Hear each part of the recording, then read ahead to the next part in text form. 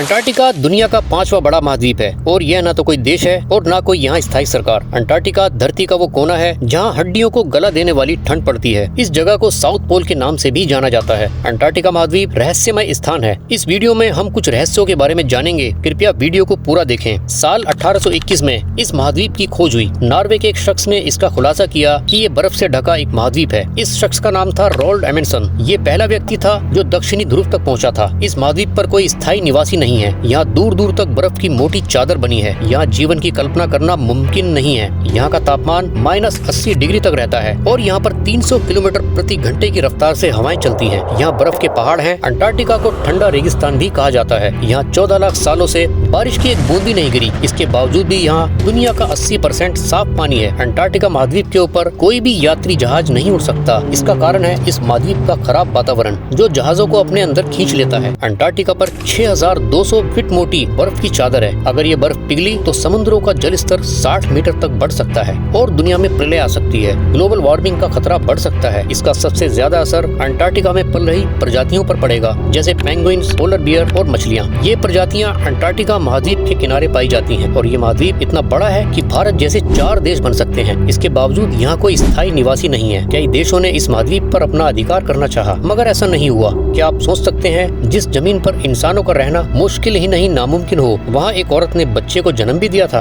जिसका नाम था एमिलियो पालम, जिसका जन्म दक्षिणी छोर में 7 जनवरी 1978 में हुआ था और ये चमत्कार पहली बार हुआ। दरअसल इसके पीछे एक कहानी है। एमिलियो की मदर अर्जेंटीना से थी। अर्जेंटीना ने अपने देश की एक गर्भवती महिला को अंटार्कटिका महाद्वीप पर भेजा ताकि वो यहाँ बच्चे को जन्म दे सके और अंटार्कटिका अर्जेंटीना का हिस्सा बन जाए, पर ऐसा नहीं हुआ। इसका कारण था वहाँ का बेहद ठंडा वातावरण। अंटार्कटिका महाद्वीप एक स्वतंत्र महाद्वीप है। यहाँ किसी भी देश का अधिकार नहीं है और न कोई स्थायी निवासी है। यहाँ साल भर में 2000 से 5000 तक लोग आते जाते रहते हैं और यहाँ पर विभिन्न देशों के स्थायी सेंटर मौजूद हैं और भारत के भी 2 स्थायी सेंटर हैं जो कि एक्टिव हैं। 15 अक्टूबर 1959 में वाशिंगटन में एक कॉन्फ्रेंस हुई थी और उसी के आधार पर 1 दिसंबर 1959 को अंटार्कटिक ट्रीटी को साइन किया गया। इसमें 3 बड़ी चीजें रखी गयी। 1, अंटार्कटिका को पीसफुल पर्पसेस के लिए इस्तेमाल किया जाए। 2, साइंटिफिक इन्वेस्टिगेशन की सब देशों को आजादी होगी। 3, साइंटिफिक इन्वेस्टिगेशन से जो नतीजे निकलेंगे वो सभी देशों में साझा किए जाएं और उस पर जांच की जाए। इस ट्रीटी में कुछ 12 देश शामिल थे, बाद में ये बढ़कर 46 देश हो गए। ग्लोबल वार्मिंग के चलते अंटार्कटिका पर रिसर्च करना और उसे समझना बहुत जरूरी है, इस महाद्वीप के लिए भी और पूरी मानवता की भलाई के लिए भी। आप क्या चाहते हो कि सारे देश मिलकर इसी तरह स्वतंत्र रूप से अंटार्कटिका पर रिसर्च करते रहें और आपस में साझा करते रहें?